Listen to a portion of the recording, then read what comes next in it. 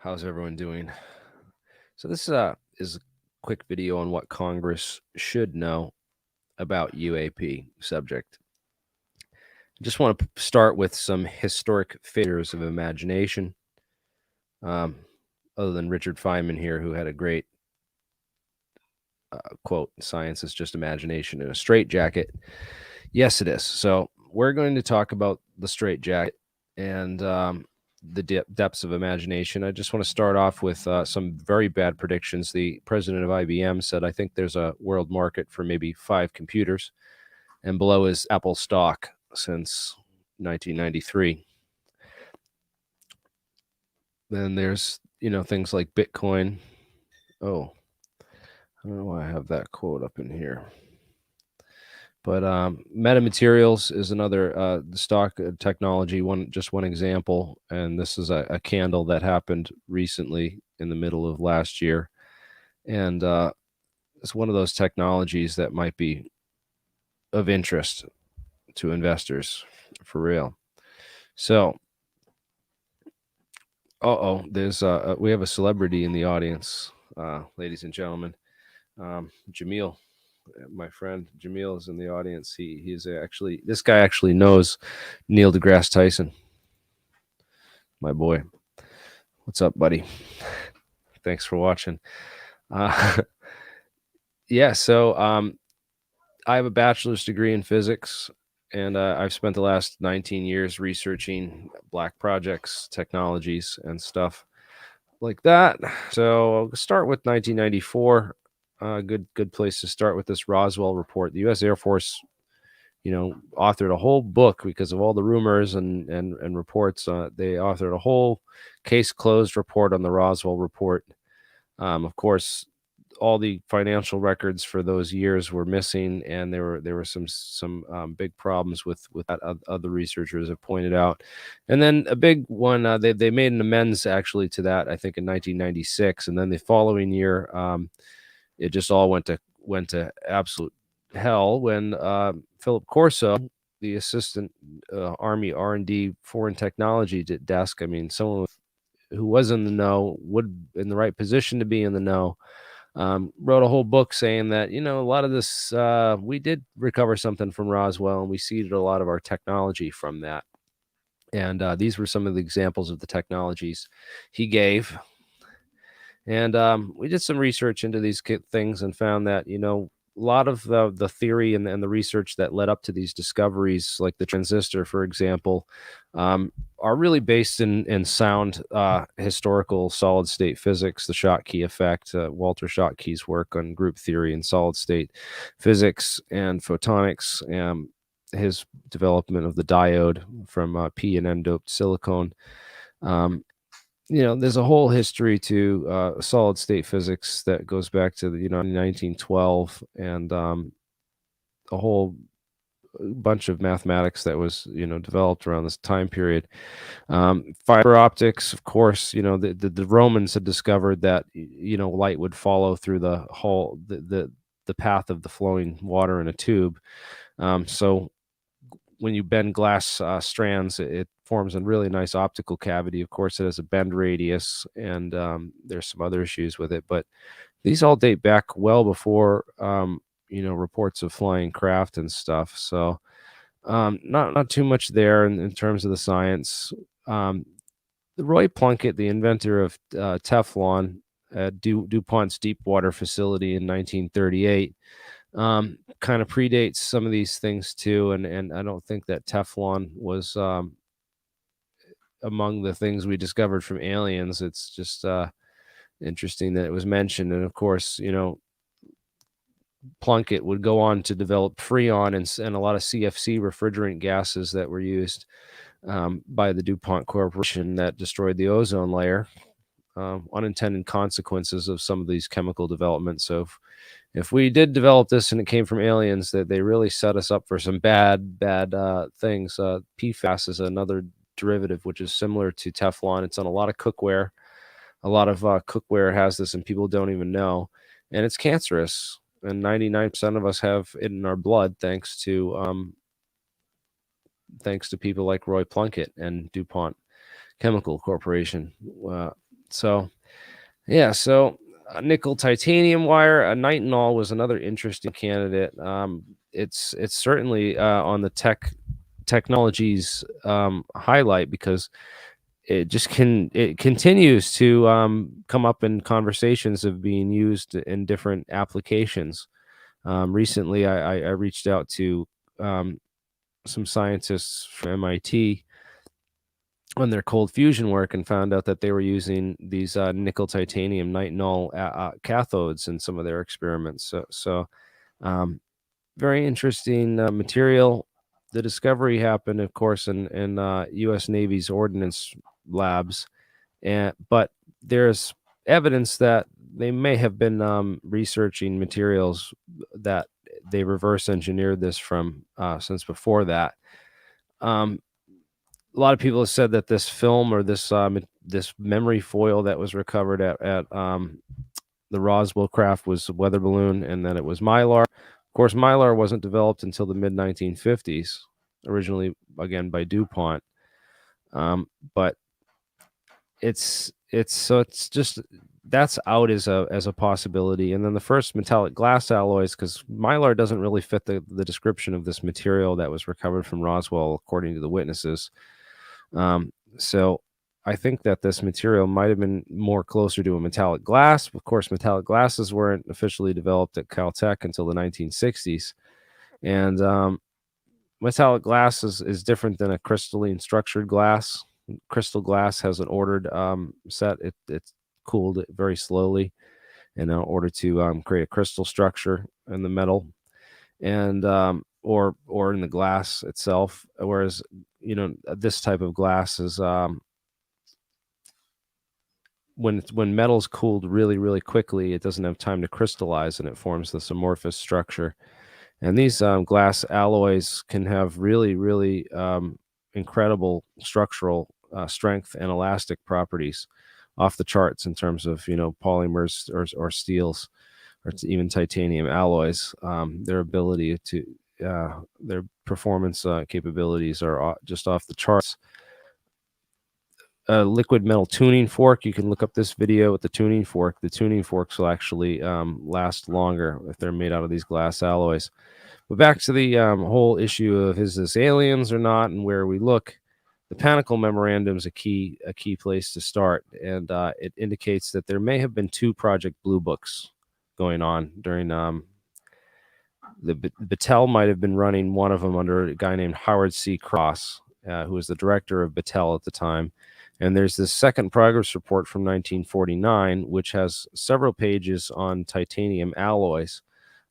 They looked at a number of different titanium alloys, but titanium nickel alloys seem to be the one of their main interest, including methods for taking samples of titanium alloys and decomposing them and analyzing them for their composition. But they had these phase diagrams, which would later lead to the discovery of nitinol wire, the methods to actually produce it at Naval Ordnance Research Laboratories 10 years later. But shows that Wright-Patterson Air Force Base was working on these types of materials right after Roswell 10 years earlier, before they were actually discovered. And in it, they have the whole analytical methods for titanium-based alloys, studies on this chemical analysis of oxygen and titanium by the chlorine-carbon tetrachloride method, so they could measure the gas outputs by dissolving this metal samples that they didn't know what they were, that they had maybe recovered in the desert somewhere. So it's interesting to note that Battelle currently runs all of our national laboratories, Oak Ridge, Brookhaven, Los Alamos. They're all managed under Battelle Infrastructure, which is a nonprofit private corporation, which is unreachable by FOIA. Just nothing suspicious going on there. If you look back at secrecy and how secrets are kept within the government, it's no curious wonder why these Pentagon officials at the last hearings were so completely clueless of what's really going on, and why the information isn't out more in the open, and where we can't get it. So this Trading in the Enemy Act was this whole thing that started in 1917, where they basically had this they had this Office of the Alien Property Custodian, and they would deem anything that was of foreign assets that could be used during wartime of a foreign enemy. They would come in and seize your property. So if you were, they came in and seized, Bush's dad's bank, Union Banking Corporation, because he was funding the Luftwaffe, or IG Farben or some of these corporations. So that was, examples like that. They could just come and take your stuff under these acts of, and then there's export control technology laws. And then this Invention Secrecy Act, which was brought to my attention, as it was 1951. They can take inventions, and if they're, the Patent and Trademark Office, they can censor and classify inventions and stuff and pull them right off. And there was this also thing, another thing that someone showed at the conference last weekend, that was called SAW, SAW. And I tried looking up stuff on it in the patent office, and of course there's more patents on SAW than just about anything else. So it was really hard to find this exact thing and what I was looking for. So if anyone could, locate that other act for me, that would be useful. There's this group that rumors around, have it about this MJ12 group, and I wanted to talk about some of the members of that and some of the interesting. I think that some of these guys were just anti-UFO people in general that were propped up or used as vessels. You don't think Vannevar Bush, for example, was in charge of the science, or was even briefed or knew much about it. I think that it was kept much more secret than that, if it was a reality. Of course, there's guys like James Forrestal, who went to the Bethesda Naval Hospital and was found pushed out of the window, and they said it was a suicide. Very similar kind of circumstances to Frank Olson's death, who was a Navy scientist involved with MK Ultra, although he was given LSD. But a lot of these people who are UFO witnesses or involved with programs that got a hold of this, that talked about it, what they would do is actually lock them up at Bethesda Naval Hospital. It was the Navy hospital of choice for anyone in the services who became, was on a crash team or a recovery team, allegedly. And these are the rumors that, a lot of people wound up there, talking stories about aliens, and they basically, would drug them and say, like, till you stop talking about this, we're going to have to keep you locked up because you're crazy. And eventually they'd sign that away. And that was an interesting thing, because, Helen Coder, the acting director of Central Intelligence, the first director of the CIA during the whole event of Roswell, later came out forward and said that the intelligence services were pretending that these UFOs were nonsense, but behind the scenes they were soberly concerned with the issue. So some of the scientists, I think, instead of Vannevar Bush, the Varian brothers have been, suggested, and some of these other people, but I think Sarbacher would have been one of the top choices. And he actually, testified in an interview to being briefed, or at least knowledgeable about some of these programs, that these things existed. And this Wilbur B. Smith memo, if you look it up, he basically said, he said, UFOs exist. We have not been able to duplicate their performance. All we know is we didn't make them, and it's pretty certain they didn't originate on Earth. And crash rumors said they were substantially correct. So it's interesting. I think von Neumann would have been, he's 6 hours from the crash site where he was working at Sandia Labs at the time, right after they had the success on the atomic bomb at Los Alamos for the Manhattan Project. He was one of the key scientists involved in that, held the highest security clearances around, and was one of the smartest people out there. It's interesting, maybe coincidental, that he published a paper in 1947, just a couple months after Roswell, on self-replicating space probes, von Neumann probes. So the military UFO timeline goes that they had this Project Grudge, which was they deliberately chosen by this anti-saucer elements in the U.S. Air Force to head it, and the entire this until this guy Jerry Cummings, who was on it, went and revealed that the entire project was a joke. Furious with the fake investigation, they demanded that they institute a new director, and they created a more serious um, study called Project Sign, which looked into it, but that quickly ended 2 years later. And they said it's because, oh, we didn't find any evidence and stuff. But what they went and did again is they created this new Project Blue Book about a year later. And it's kind of obvious that what they did with this is that they did the same kind of thing.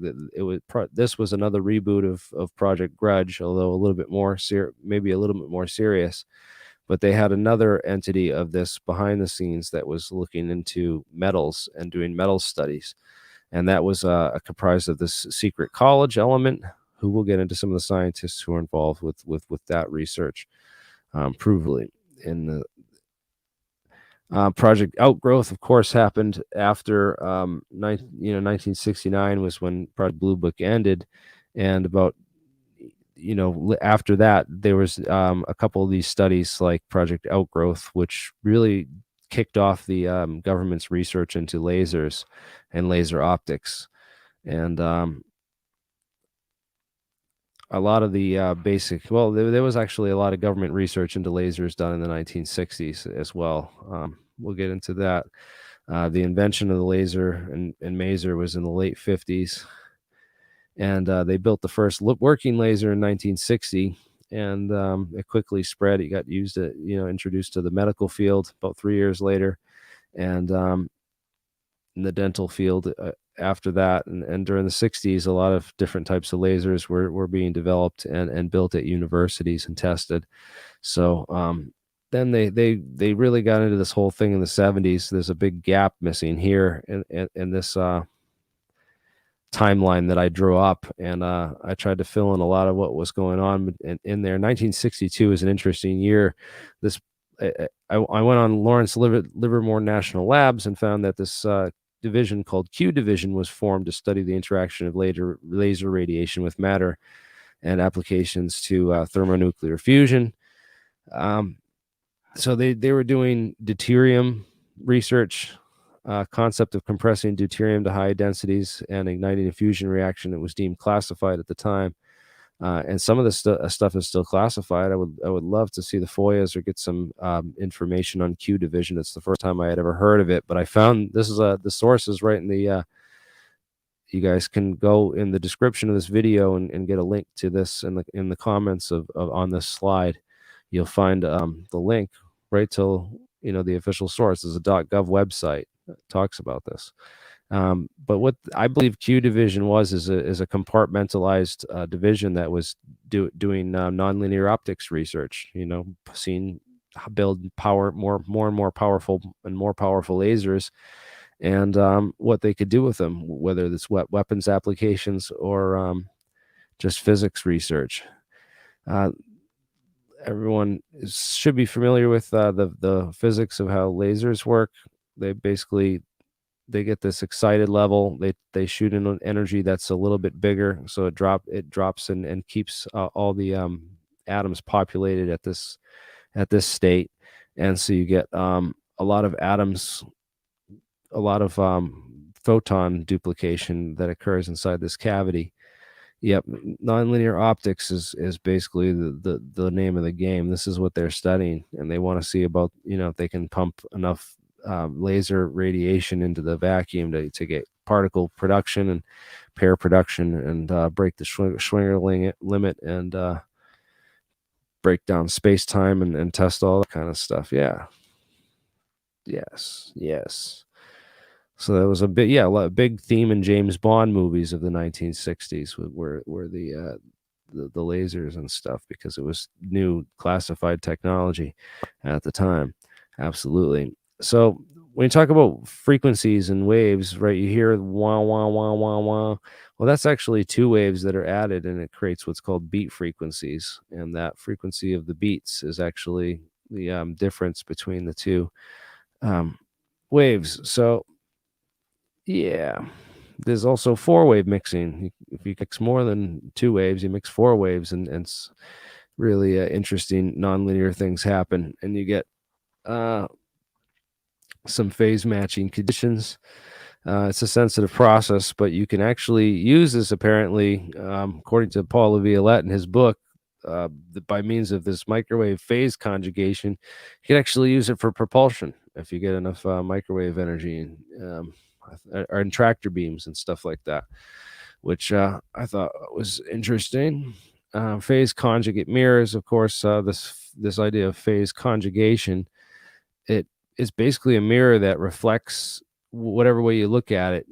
Imagine the mirror on the wall. Instead of like when you turn the angle, you just keep seeing your own reflection back at yourself, rather than using the mirror to peer around a corner. It won't.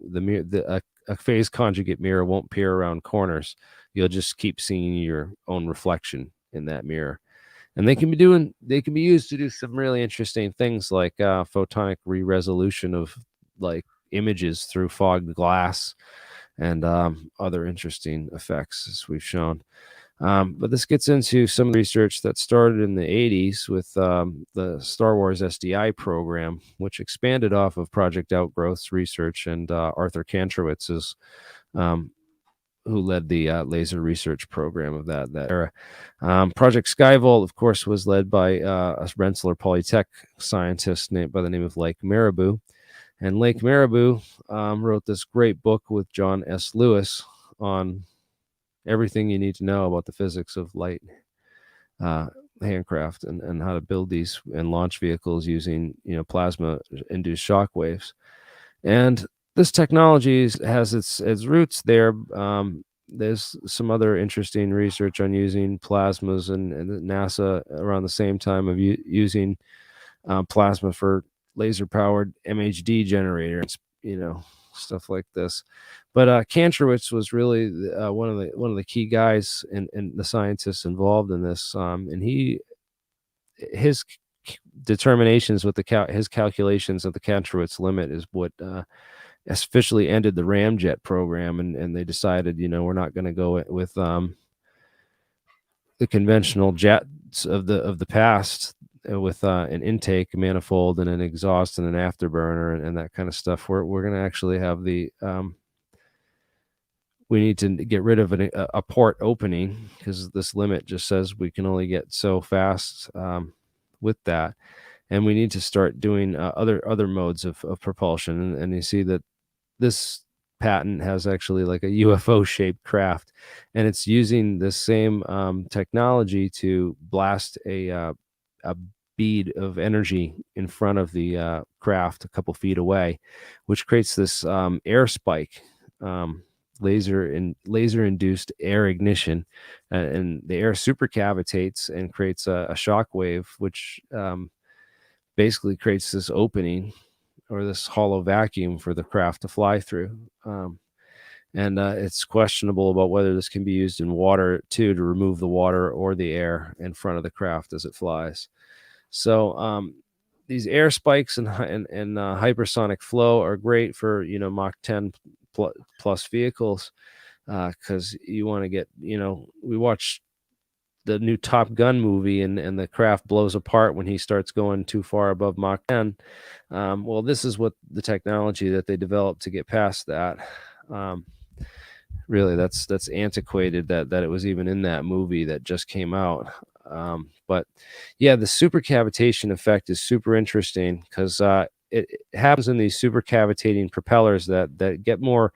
They get more push. They turned out they developed these propellers that get tons of they're really fast, and they're really powerful propellers. But the supercavitating effect actually causes this weird corrosion on the metal, and they've looked at it, and there's actually like transmutation that and weird like alchemical effects that actually occur in the lattice of these materials due to the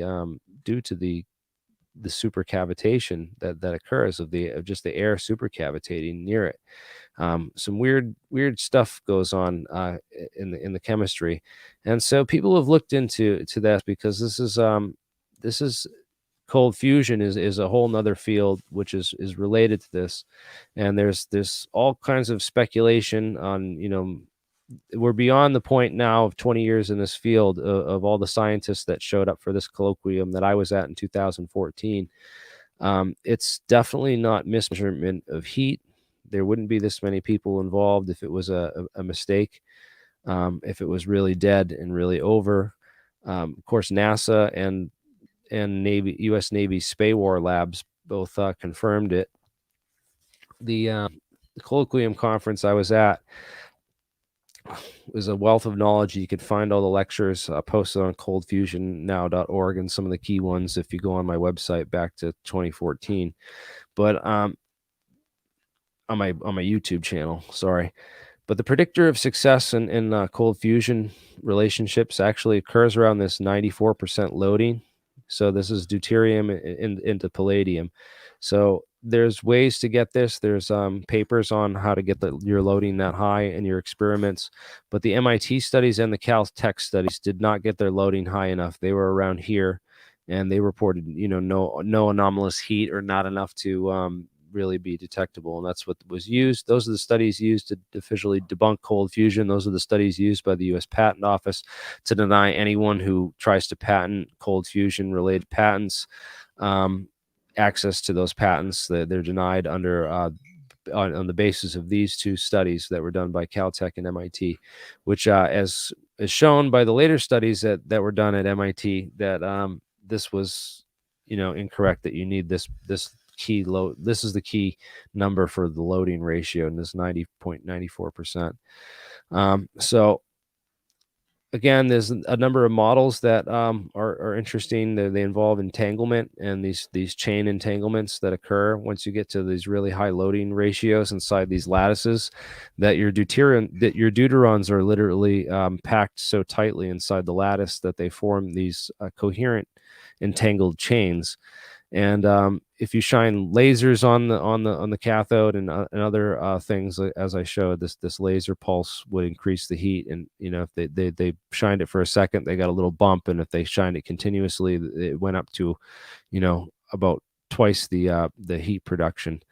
So there's definitely something to be said about coherent states and resonance going on inside this. They developed this model whereby you add all these potentials and these perturbations, and you can get some really strong fluctuations that might be able to break that Coulomb barrier and cause nuclear fusion inside these lattice structures.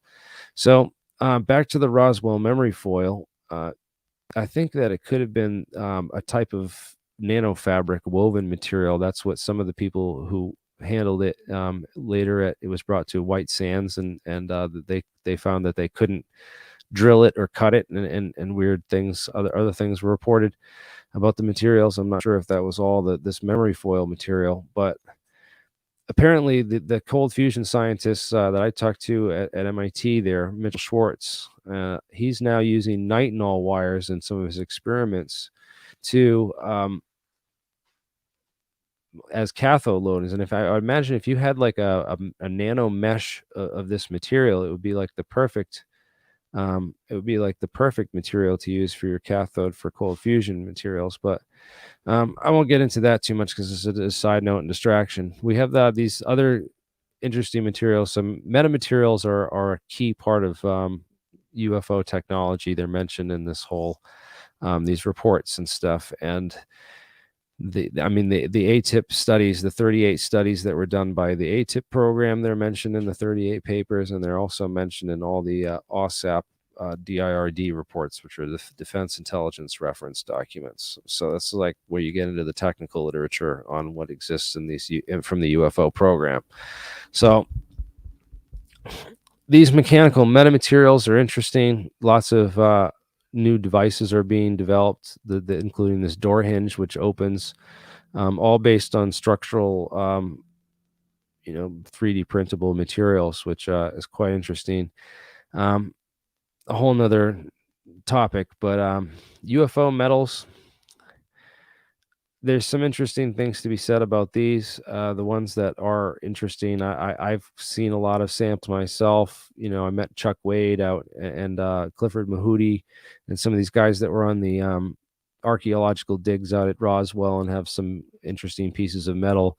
I've looked at those pieces of metal myself. Not really super, convinced or persuaded by any of those. I thought that this piece is certainly interesting. The piece that was talked about by TTSA and given to the, U.S. Army under that CRADA, and they talked about, these ratios, and I don't think it's consistent throughout the whole thing because it definitely doesn't look like it. If you look at it side by side, close up, it looks like these sheets get bigger or smaller depending on which sheet you're looking at.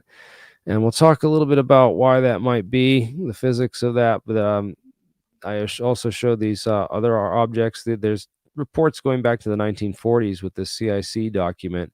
It looks a lot like it, although the picture quality of the scans or the photos that are in the document of this actual object, which was actually dropped by a UFO in Denmark after a chase. These are official documents. There's a chain of custody on these things, dating back to the 1940s, late 1940s when this thing was recovered. And this thing looks a lot like this Bob White artifact, which another witness said that he found was dropped by a UFO. Interesting material with these pittings on it. It looked very similar to the way that metal gets pitted under these reactions that we're talking about. We see in cold fusion, and some of the damages of the explosion sites that happen where the fusion happens at the cell. So these might be spent fuel rods or of some kind. I'm just speculating, but these things were definitely dropped by UFOs and recovered. The military, this is military documented military case, so people can look that up. There's also rumors about this craft that we recovered at Roswell, and there's but about the walls that were see-through. So that's interesting to say that the walls were see-through. Maybe there's definitely technologies out there that we can use to get rid of blind spots. So we can get rid of blind spots on cars. Imagine if you took this material and you wrapped the columns in your car with that stuff. You get rid of the blind spots. It'd be great because you could just see right through the walls of your car. It'd be really useful for lots of real world applications. So there's tons of technologies that have come out of these classified projects, which are of great value to the consumer, and we need to keep pushing because this is just the start of a golden age of what we could have in the future. Transparent aluminum, Star Trek technology is now real. Quasi crystals and aperiodic crystals, of course. Whistleblower named Edgar Fouché, Area 51 employee, talked about this in 1998. He was a friend of mine. Talked about metamaterials and a lot of other technologies back then. Daniel Schechtman, of course, was the guy who discovered metamaterials, and he did his postdoc at Wright-Patterson Air Force Base in Ohio in 1974. Interesting. I wonder I dying to interview him and ask what he was exposed to there that led him to come up with quasi crystals, if it was anything. I don't know, because it's an interesting discovery nonetheless. Quasi crystals, basically, it's like the combination of you have the properties of ordinary crystals, right? These glasses are very strong. They're very, but they're brittle. Glass breaks and it just shatters and stuff. Crystals are a little bit stronger, but they have better photonic properties and stuff. But quasi crystals have like a combination of both, and they're really really useful for a lot of interesting things. Of course, there was a lot of resistance to them.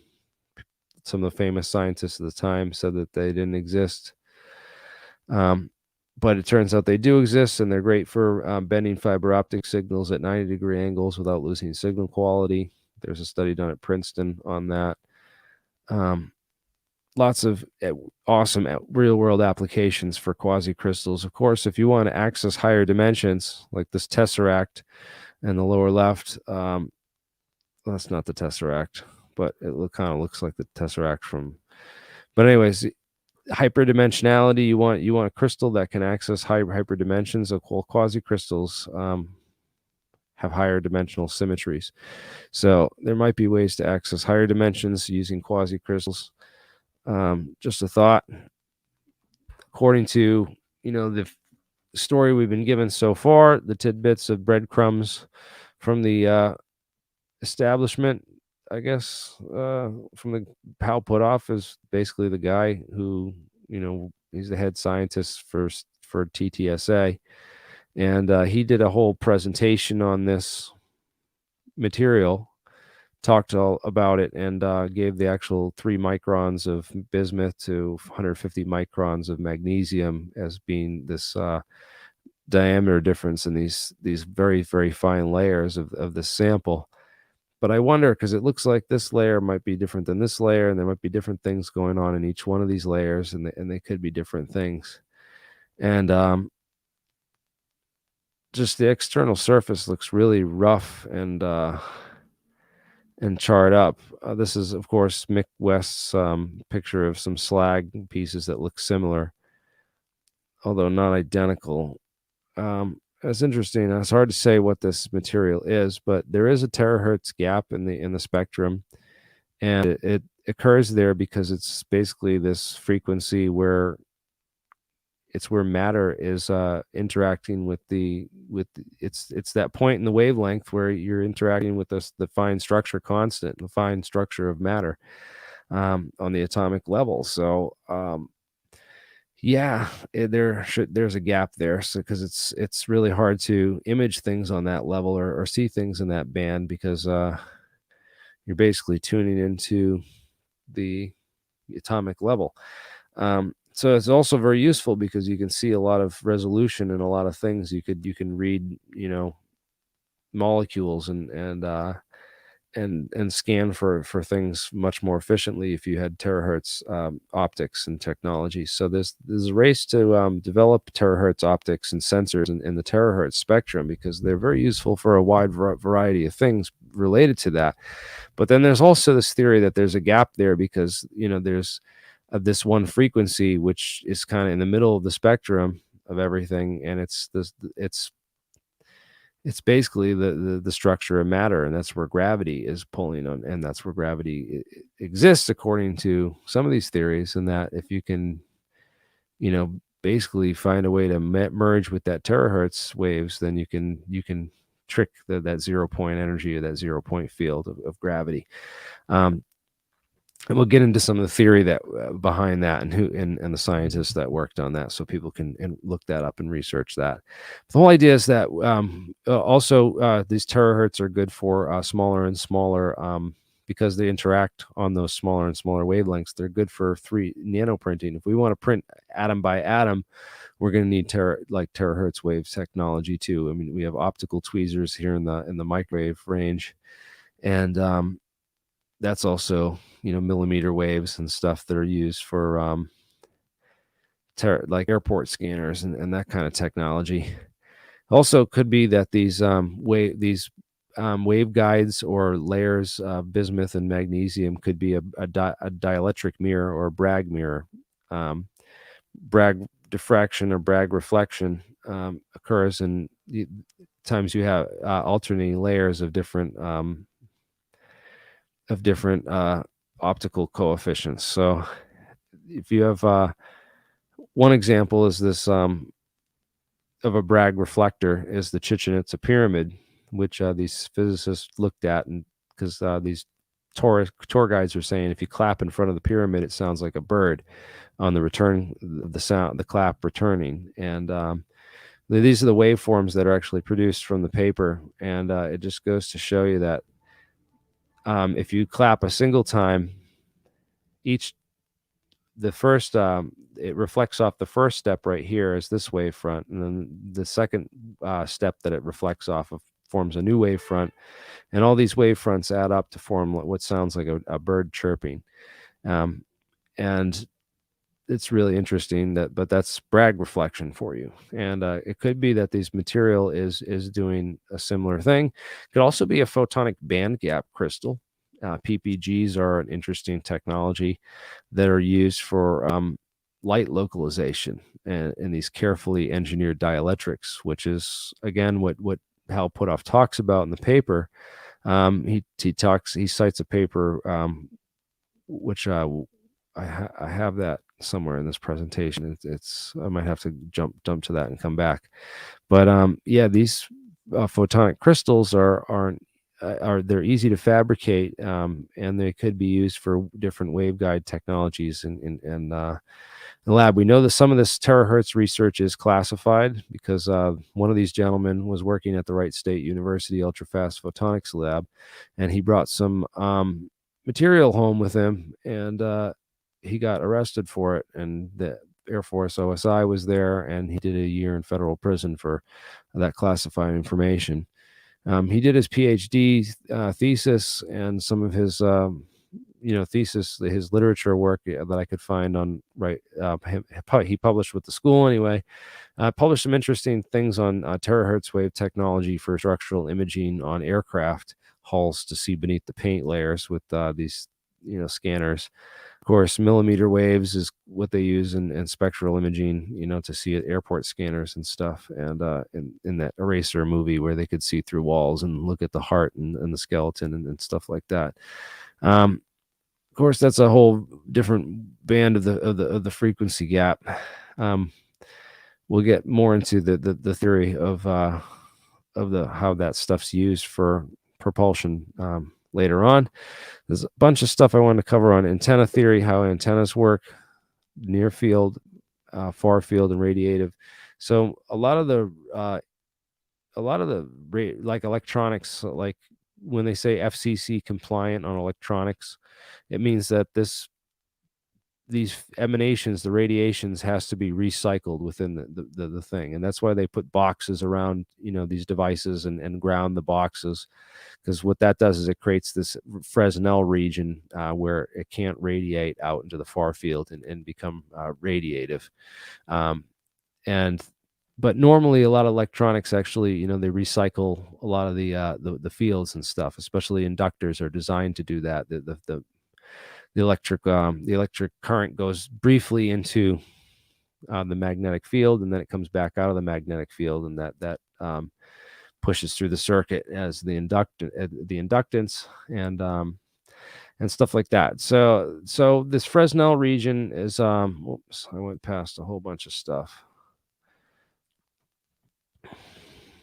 So these Fresnel zones occur actually between buildings. They're known about with people who do radios and stuff like that. They'll know that if you're between buildings, there'll be this area that works, and if you go around corners and stuff, suddenly you're outside that, and they don't radiate beyond that, and you don't have transmission and stuff. So there are these Fresnel zones that occur naturally, and I mentioned that. Though that's the same idea as trapping all the energy in the box so that it doesn't radiate to the far field.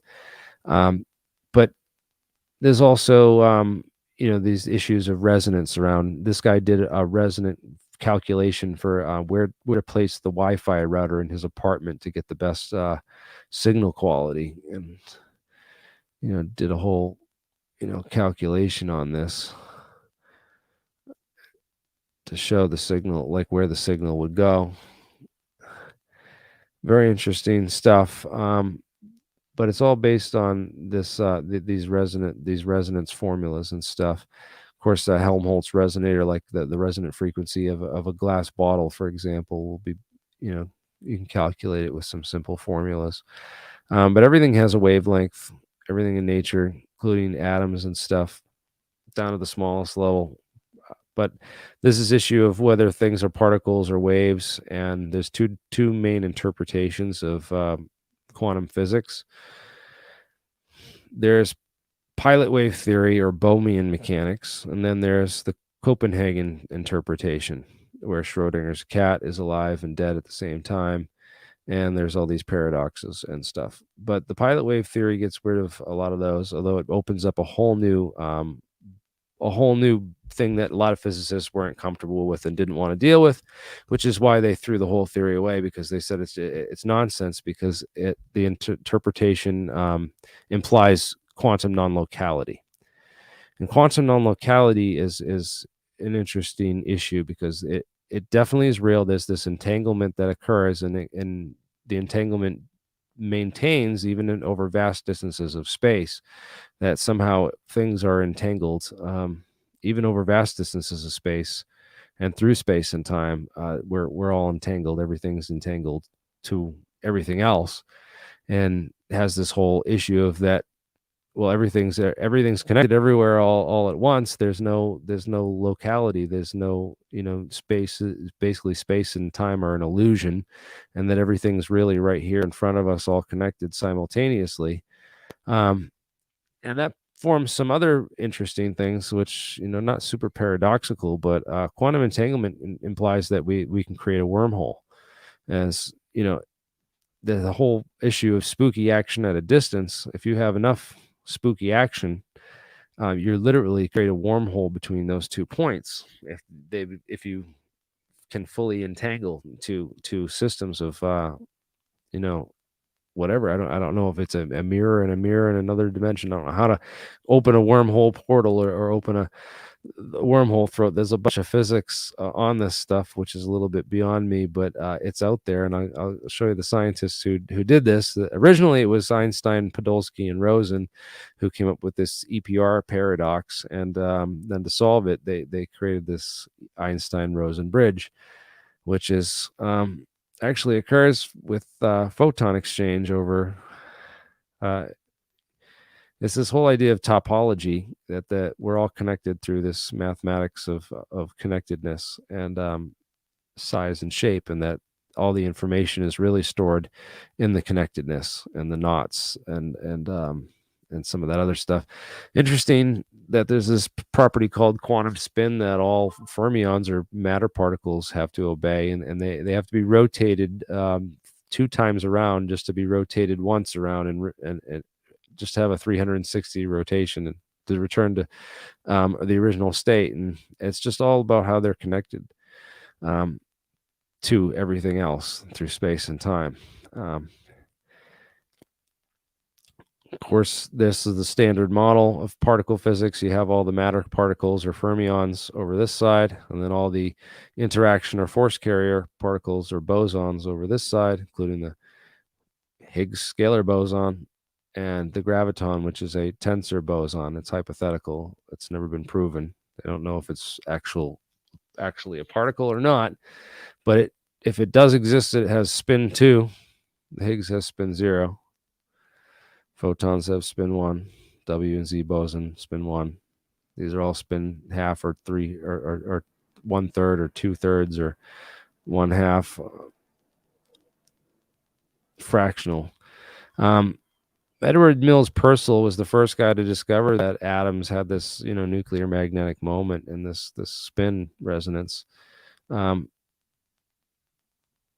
Immediately, the government scanned for us, and I believe started doing research. They recruited him to head the Project Rainbow about 10 years later in 1958.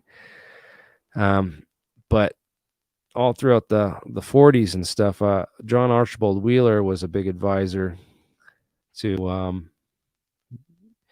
lot of the work at post World War II on the H bomb and other secrets like that. He was John Archibald Wheeler worked on a lot of that stuff, but he would have been one of the guys who was hired. He's an expert metallurgist too, so I know that there were some naval yard experiments into anti-radar technology. There was some rumors and a bunch of other fake stories that got mixed up in the mix with that to sort of discredit the real research that was being done. But I think that what was really being done was just about transmitters and receivers and understanding this whole dynamic of radar and EMF response. And material structure like grid-like patterns seem to have a real useful place in radar. In the during Project Rainbow, they were mapping the EMF spectrum, and they were also developing materials that could react to the spectrum or circumvent that spectrum. And that's when they learned about, yeah, the degaussing was what they're trying to do with the Navy destroyer Eldridge. Yep. And but they developed this wallpaper material. They actually coated the U-2 spy plane with this. And here Peter Merlin is holding some pieces of it that actually he found from a crash site, because it made the plane super big and bulky. And even though it made it invisible to the radar, it was just impractical, because this cardboard wallpaper that they printed these grid patterns on, it just, yeah, it made it invisible to the radar because it was metamaterial and some early invisibility technology, but it wasn't practical because of the weight and the size of it and the aerodynamics. This is, of course, the whole breakdown of the electromagnetic spectrum. It gets quite specific, and there's bands that are designated to all kinds of things: naval, marine, intelligence, medical, what have you. So you guys can look up that sometime if you want to get into it and find it, get into freaking or radio hobby. You can pick up for about $25. You can get this thing. Go look up a video called the coolest radio you've never heard of, and you'll find a whole video on this thing called software defined radio, where you can hook up a radio to your computer and tune it to any one of these frequencies. And listen, and a lot of times a lot of times they'll be scrambled and stuff, and you'll have to get it's just, sometimes they'll be encoded, so you won't be able to get all the channels. A lot of police channels are actually now encoded so that you can't use scanners to listen to the police radio and stuff like that. Now there are a lot of things are encrypted now, so good luck with that. It's a whole nother world to explore for people. But yeah, these technologies, these metamaterials have also been used. Barium titanate was one of the ones that they discovered, was this ferroelectric. It's on the chalkboard in the Bonson Labs video from 1956 with Townsend Brown doing experiments on these types of materials. Of course, they realized their practicality for radar invisibility over their ability to produce anti-gravity. But yeah, they used to coat the paint of the F-117 and some of the other stealth aircraft. That black paint had barium titanate in it, and that was radar absorbing paint that was actually a metamaterial. And it was also super toxic, and there were these burn pits. And a guy named Fred Dunham, among a number of other Area 51 employees, got really sick for breathing in the toxic air from these burn pits out there. And of course, now some of the technologies that they use are this stuff called Vanta Black, where it's a forest of carbon nanotubes, and that's super radar absorbent, man, on a whole nother level. But yeah, good stuff. Yeah, we'll keep going. Metamaterials, the first invisibility cloak. This kid right here was 18 years old. He was I think his name was Matthew, but he was the first person ever to be cloaked with a metamaterial at radar frequency. I think not visible. So, crude metamaterials that they did. Basically, it works on this C-ring resonators, and if you could build these onto the atomic scale, onto a lattice of C-ring resonators on the atomic scale, the smaller that you can make this, the smaller the wavelength that the metamaterial will interact with.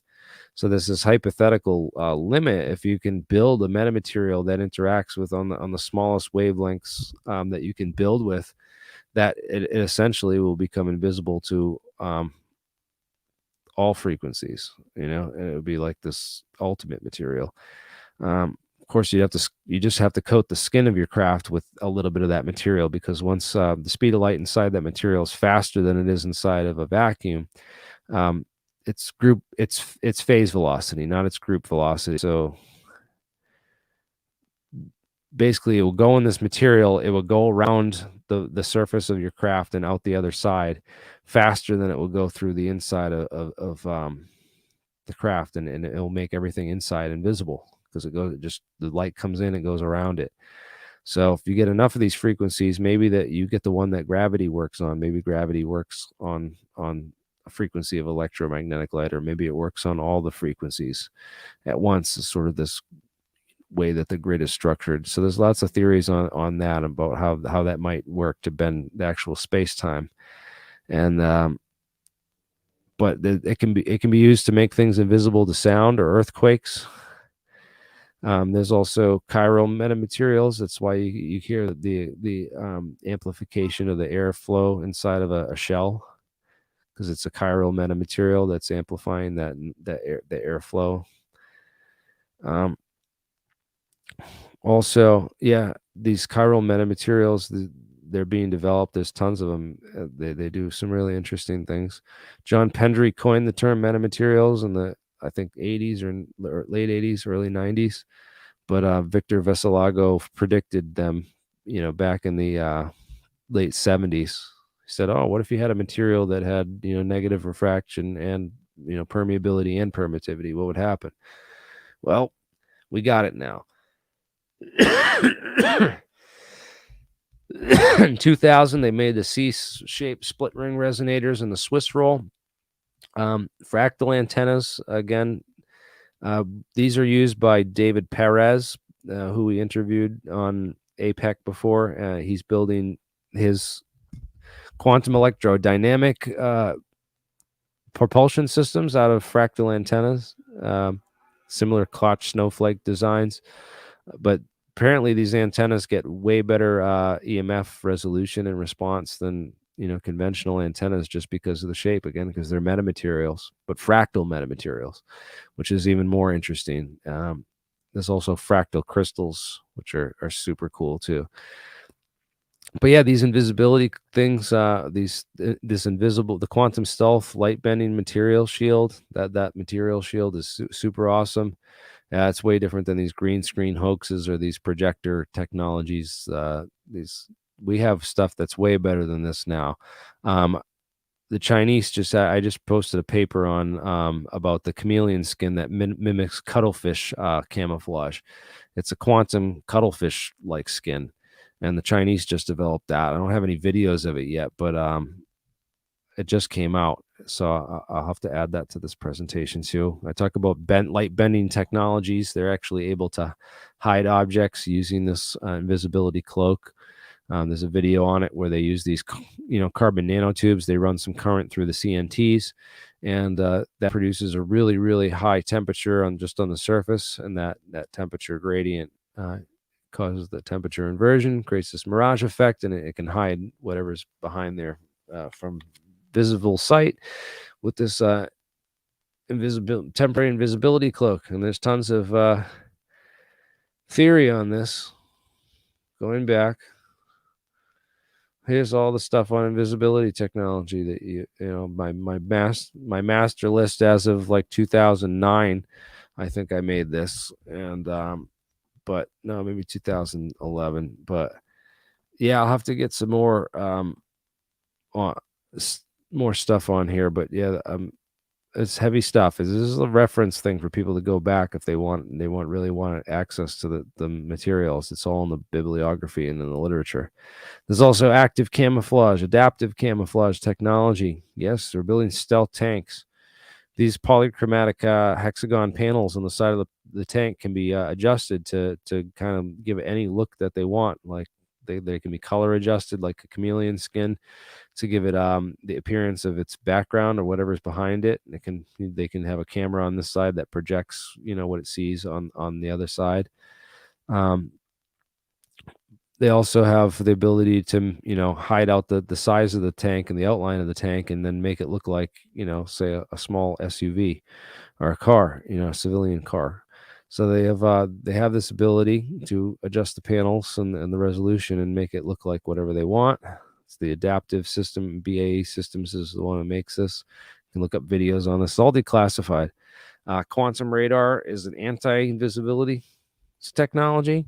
Very interesting, worth noting that we have this ability to, take photons. We do a beam splitter, So you save one entangled pair, and then you can compare the photons afterwards to see if there was any kind of spoofing or radar jamming or any kind of other technology that would break quantum entanglement.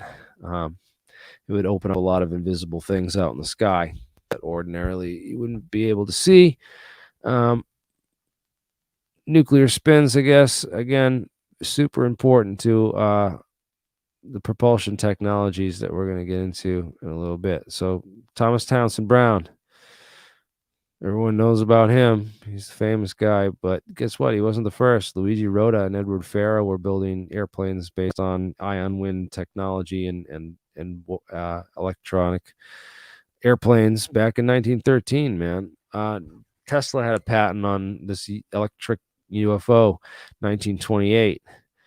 Bonson finally got funding, and some research was done from 58 to 1960 at Bonson Labs in North Carolina. And among that was that moment from the chalkboard where they had the ferroelectrics on there, and they had barium titanate on there, something that they were looking at and investigating, which shows that they knew about it as early as before 1960s.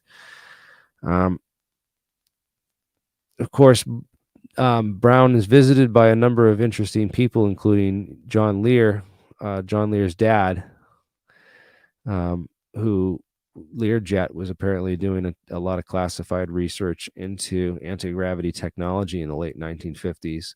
And also Bryce and Cecil DeWitt were there, who were they could be seen visiting the lab in their younger days, and they were members of the secret college, as we all know now, at the University of North Carolina, Chapel Hill. The two physicists that were chosen to be part of that. They did a lot of research with Wheeler, actually, and the Wheeler-DeWitt equation, and published a number of papers with them, which is really interesting stuff in the literature if anyone has the time or cares to really get educated on this. Brown and Bonson Labs, 1956 to 1959. Yeah, these are a number of the interesting people that came and visited the lab that were doing these types of experiments. There's rumors of this Mark McCandlish's ARV craft. We've done a number of these experiments trying to rebuild and replicate these technologies and measure their effectiveness in the laboratory. MIT even built their own electric plane. It's not anti-gravity, I don't think, but it's still useful. There's still some debate on that, but Martin Tajmar, I guess, claims that he settled the score on that at the head of the ESA, and but then we got guys like Jay Nodin saying that no, it works in a vacuum and inside a mineral oil bath. So there's still some debate on this, I guess. Not super. Oh yeah, sorry, Bernie. I saw you in the background, dude, and I was gonna have you jump on, but I'm kind of just trying to roll through all this really quick and give my presentation as fast as possible. This is the curves of hysteresis curves for different types of electric materials: paraelectrics, dielectrics, ferroelectrics. Ferroelectrics are the most interesting, and they're the ones we'll be talking about a little bit when we talk about how to some of these vacuum nonlinearities and breaking the vacuum effects. Thought we are going to have anti-gravity in the 50s. Shows like the Jetsons were showing us this future of these anti-gravity craft. We had guys like Otis T. Carr taking tons of people's money for techno scams on anti-gravity. He had this silly device which he called Ezekiel's wheel, and it was based on this gyroscopic propulsion idea, which others talked about later on, like Eric Lathwaite gave that. Veritasium did a good video on this, and there's this Sandy Kidd device and whatnot, and we've had a number of these people on APEC before try to show off these devices, which apparently get net thrust, but I don't know there's an argument over its a difference between the coefficient of static friction and kinetic friction, that it can roll in one direction because of the wheels and whatnot. And this it's not, if it is propulsion, it's not certainly not usable enough to send people to space. Eric Lathwaite, of course, is famous for the maglev, which he invented in 1962, and the monorail and other technologies that were based on maglev technology. But he was fascinated and obsessed with the idea of anti-gravity and pursued it, up until his death. These guys have come out with these inventions and these things. I guess the Sandy Kid device was proved to be climbing the pole in the middle and not actually producing lift. So there's been a number of these that have come along. Boeing actually did a lot of interesting research building huge gyroscopes, and Mike Gamble is the guy. He talks about all these on APEC. If you go to Mike Gamble's presentations, you can learn all about these huge massive gyroscopes that they built for some of the research that was done into this type of stuff at Boeing. Of course, there's theories on Gravito magnetism. What is Gravito magnetism? There's all these theories of gravity. Newton had the first theory of gravity, which it's quite obvious that he copied the equations from Coulomb, who wrote his equations for the electromagnetic force a decade or so earlier. And Newton come along and says, oh well, gravity's got to work pretty much the same way, and has this universal law of gravitation and stuff. But it wasn't complete, and of course we've come to fix some of the problems with his laws. And there's this whole idea of we have Maxwell came with the electromagnetic field and figured out Maxwell's equations. Well, maybe there's a analog for the gravity field, and this leads to this whole thing called gem theory, which is this idea of gravito electromagnetism.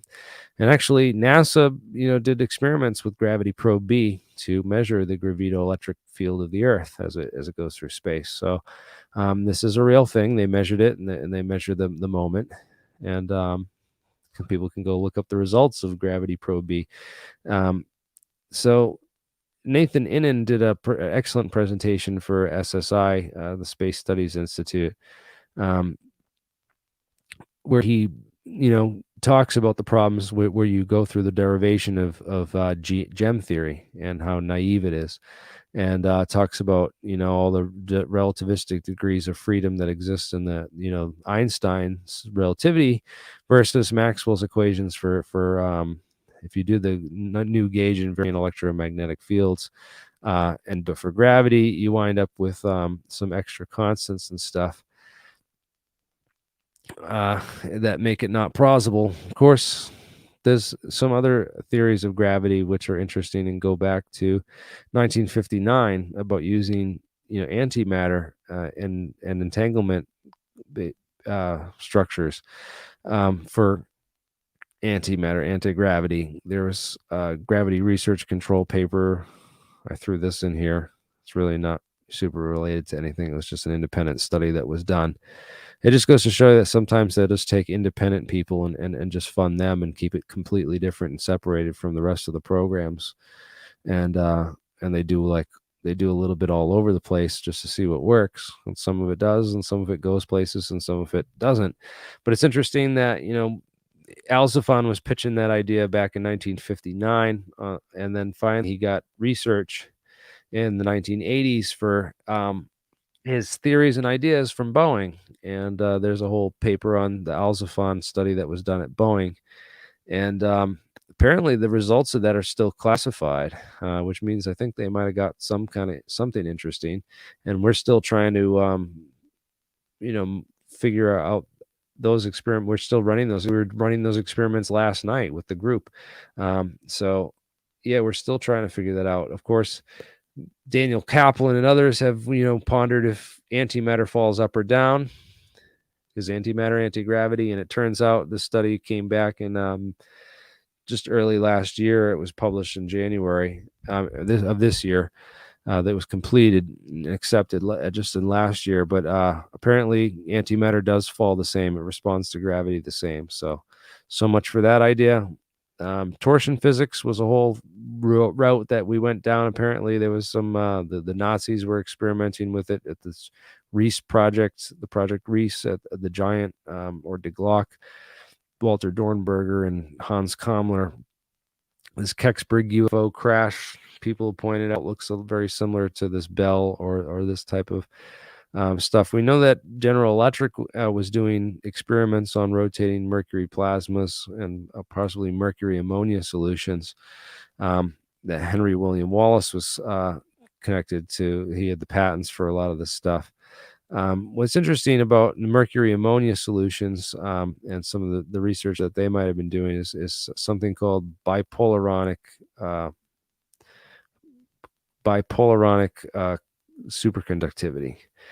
And it's another type of superconductivity that occurs in these supercooled mercury ammonia solutions, which could be related to, what Ed Fouché and some of these other guys were talking about with this supercooled mercury solution that was allegedly used in this TR-3B craft that this former Area 51 employee talked about, saying that was how the anti-gravity worked. It was a rotating mercury plasma engine. Of course, theory goes back with this again. The Secret College guy, 1966, writing papers on superconductors and gravitational drag. Predates the Podkletnov experiment by a good 30 years. This is the mid 90s that Podkletnov got famous, and then Ning Li and Douglas Torr and David Noever and all the other scientists at NASA were trying to replicate the Podkletnov experiment with these disks that they built, the large diameter rotating superconductor disks.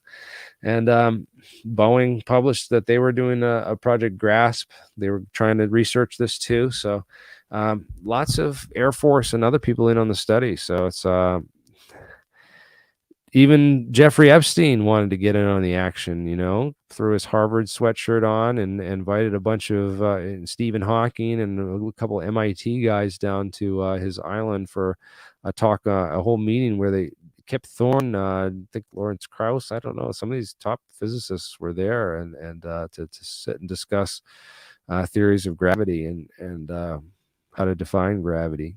So he was super interested in this stuff too, believe it or not, among his other intelligence collecting activities.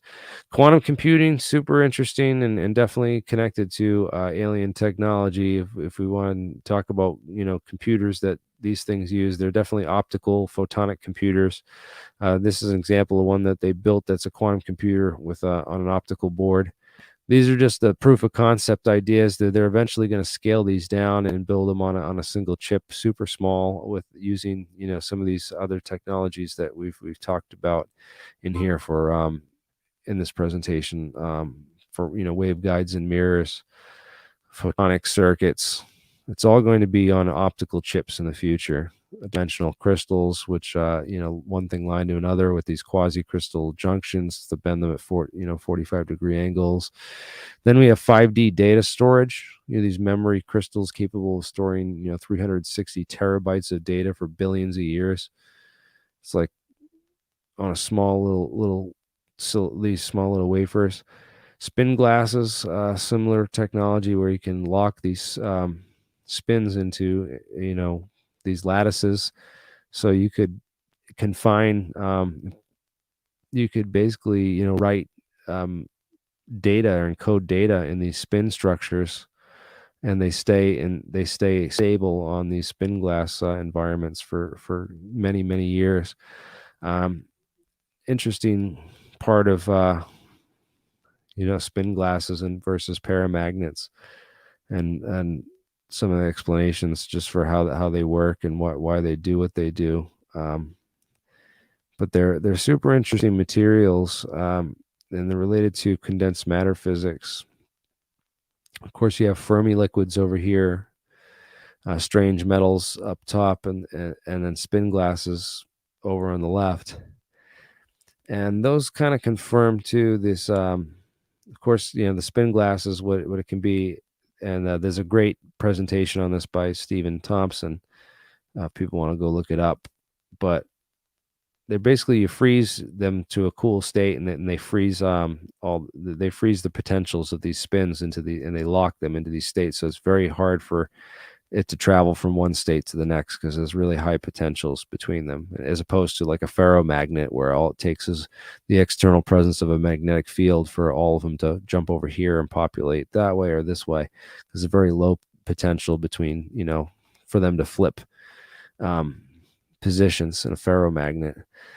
Spin glass, they're locked into a position. But condensed matter physics in a single graph and how it's related. So if you start condensing these things and you get them the spins aligned, you get this, and it corresponds to this. So this classical critical line is that line between spin glass and strange metal, which is an interesting line. When you get into that line between spin glass and strange metal. Strange metals, of course, are topologically equivalent to extremal black holes.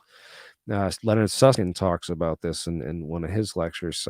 So it's very interesting, these quantum critical materials, and then you get to these ordered states where they're locked into these ordered states. But along that line, you could have that might be where you have to build these materials to do something with it, because of course you don't want the disordered state over here. We're more worried about this classical critical limit for a material that's half strange metal, half spin glass. Extremal black holes, they're topologically equivalent. So what does that mean? What can we do with these? Can we build spaceships out of them? Like, does gravity not work on them? There's this whole theory that gravity works on these interactions, and if you get all the interactions lined up and coherent, they behave as a single atom or a single particle system, and then you can use quantum effects to exploit that quantum system versus effects that don't work on a macro scale object that has all this chaos and disorder in it. But if you can condense the surface of all the spin states, then you might be able to warp the fabric of space. So we'll talk about how we warp the fabric of space-time and some of the science behind that. Lockheed Martin did some research into this following Alcubierre warp drive discovery stuff in the late 90s. Bernard Hayes was the guy they picked, and he was a Caltech physicist.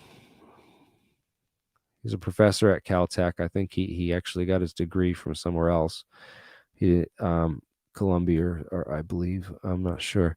You look up his CV and his curriculum vitae and his background. He's a very interesting guy, but he was hired by the Skunk Works division to do a lot of study into these whole ideas of propulsion, and he wrote a bunch of interesting papers on vacuum generated inertial reaction force, and of course, Hal Puthoff offered some of these, authored a bunch of these papers with him. And with these ideas combined with this polarizable vacuum approach to general relativity kind of is what shows us this whole way to build warp drives. It's this idea that the mesh of fabric of space-time is controllable via these, these high-end level materials like these metamaterials, and that we can it might be possible to break the Schwinger limit, which would create nonlinearities in the vacuum, pair production among the possibilities. But this polarization of the vacuum energy, it produces pair production and pair annihilation. It can produce, if you produce it with such energy, these electrons and positrons will fly off with some kinetic energy and momentum, as happens in this situation with the gamma rays. But there's other ways to do it inside these materials where you don't have to produce muons or anti-muons or you don't have to get those high of energies that you need with the Schwinger limit. All you have to do actually is this dynamic Casimir moving mirrors effect. And there's a bunch of research being done into this that DARPA's funding, like Dr. Mike McCulloch's research on quantized inertia, this maritime Casimir effect, and basically uses a quantum kickboard called Rindler horizons. And the way it does it is it's all about this rise time or fall time, depending on what you want to go for. But you want that rise time to be so short and so fast that you're actually breaking that light barrier you can't break that light barrier, so it pushes off it. So you're actually pushing off that light cone of Rindler horizon. And there's a number of inventions, that claim that do this, M drive. But there's also some physics behind, how this all could work with quantum uncertainty and squeeze parameters. If you squeeze the position or the momentum, the other one jumps really, really large once you nail one down or get one right. But yeah, these rise times are in the limits of space time, where you're actually pushing off those Rindler horizons. But they do this with these things called polaritons, and a polaraton is, so a polaraton laser consists of a semiconductor material with mirrors at each end to make an optical cavity, right? When lasers or electrical energy is pumped into the semiconductor, pairs of excited electrons and holes called excitons form and interact with the photons confined in the cavity. The exciton-photon combination acts like a particle, and that is called a polaraton. If the density of polaritons becomes high enough, their motion will be in phase or coherent, similar to the behavior of cold atoms in a Bose-Einstein condensate. And as a result of this matter coherence, the light that leaks out of the cavity due to the slight transparency in the mirrors will also be in phase, as from a traditional laser. But a polaraton laser requires less than 1% of the input power of a laser based purely on photons, or a photon laser, which makes polaraton lasers potentially useful as optical switches and optical signal processing. So, yeah, pretty interesting research on lasers. And these polaraton, exciton polaraton pairs with the trapped photons, it can be, maybe it could be used to, warp space-time with gravity too, because you're these polaraton pairs, basically you're creating antimatter briefly. It's an interesting stuff. And what if you squeeze this state? What then happens? It's different than a conventional laser, different than that kind of conventional laser cavity. But this polaraton condensate is also called liquid light. A lot of interesting research been done, and Nobel Prizes being handed out for the ability to stop, and restart light. Room temperature superconductivity and superfluid light, and these are a variety of near field and far field effects. These are all basically near field effects that are listed on this, but the idea of plasmon polaritons or surface plasmons, and how light interacts with matter in different ways, and the different structures of matter that can be used to house or build different types of quantum systems. So there's lots of that being engineered into these things that not a lot of people know about this stuff. Spintronics. This was one of the 38 studies areas under OSAP, and it goes way deep beyond just that one study that was in that one paper in that list. Man, like the bibliographies and that, it's nothing. It's a huge area of study. This is the future we're talking about. There's a race to the bottom. There's plenty of room at the bottom. We've known that since 1959. Feynman lecture on this. Here's the thing I was talking about with Hal Puthoff. This is the paper. People can look it up, where they have the dielectric filling with the two metal plates. That's the mirror on either side, and that dielectric in the middle. They pump the light into this cavity, and I basically just told you about all the physics of how the rest of it works. But it's the way that they do it is they pump the energy in. That nonlinearity in the vacuum actually changes the speed of light locally, and that actually changes the speed of gravity. And if you can change the speed of gravity, you could create an environment where gravity will go through this like a metamaterial. So it's basically a metamaterial for gravity waves, and that makes you invisible to gravity. If you can be a metamaterial for visible spectrum, you become invisible to that spectrum of light. But the idea is to be invisible to gravity. And if you're invisible to gravity, you're also invisible to, you might also be invisible to other forces. So it's like a force field, which is this whole idea of nothing gets in, nothing gets out. It's like a force field around the craft. And it's due to the nature of the space-time of the metamaterials and the event horizon, how that works. It's literally a black hole. The surface of this craft is a black hole, and we now have the technologies and the materials to make these things. And it's about, getting the right, formula going and building some of this stuff.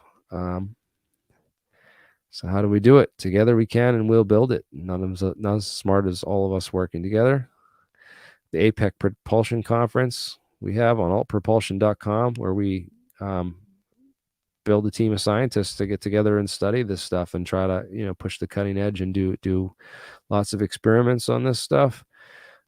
Be inspired, because the Star Trek universe was all imagined by, Ray Roddenberry and the Star Trek crew before it ever became reality. But lots of stuff from Star Trek is now becoming our reality in our everyday life.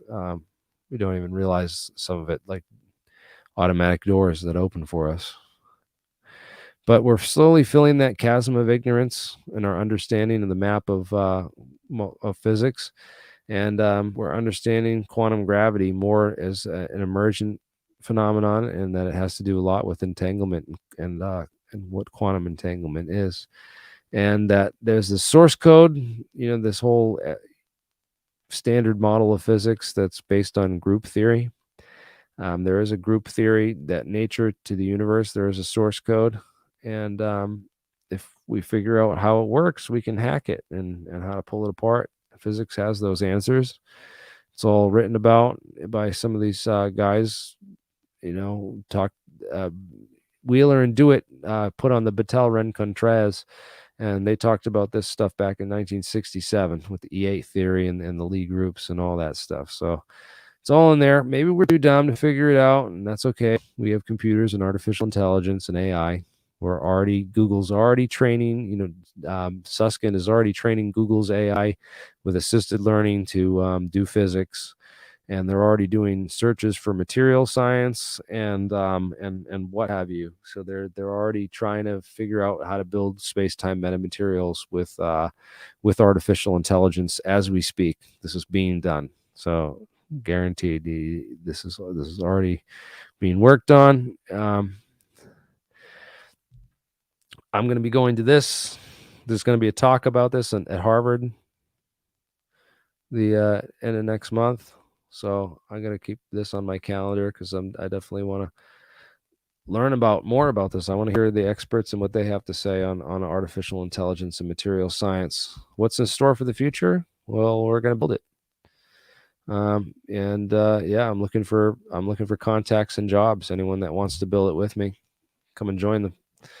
Anyways, here's the link to join. I'm gonna wrap this up here, and we're gonna go to private session. So anyone who wants to join, there's the StreamYard, and this is just a rough draft. I wanted to run through what I've been working on. I want to polish this up a little bit and get a better delivery. But this is what I've been working on to pretty much deliver to the scientists and the Congress, and I'm trying to get to convince them why they should be interested in this, because there's lots of money to be made. This is like Apple computers at the beginning. If you got in 2000, in 1993, if you got in and bought Apple stock like early on, this is the